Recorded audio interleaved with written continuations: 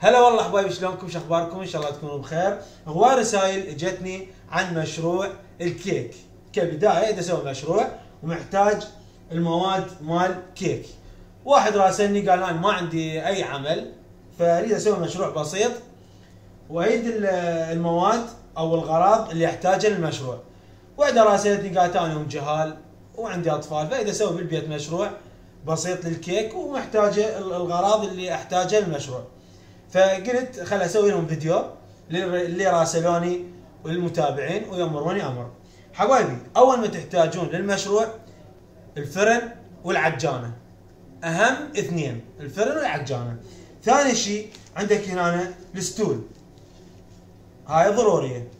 عندك هنا باستوله مال تعديل، وعندك هنا شفره مال تنقيش، يعني هاي مال تزيين، هاي ضروريات. عندك هنا قوالب مال كيك، يعني الحجم اللي انت تحتاجه تجيبه. فورمات هاي ب 5000 دينار، كل تنقيش الفورمات موجوده مثل ما تشوفون، هاي ب 5000 دينار. قواعد مال كيك هم على حجم الكيكه انت تجيبه، موجود كل الاحجام، قواعد مال كيك.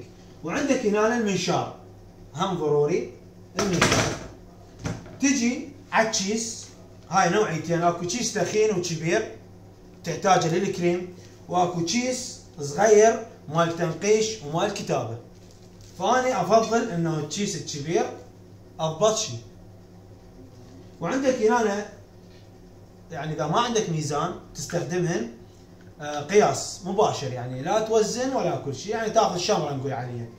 فهي هاي المواد اللي تحتاجها المشروع مال كيك. مشروع بسيط وان شاء الله تستفادون من المعلومه اللي قلت لكم عليها.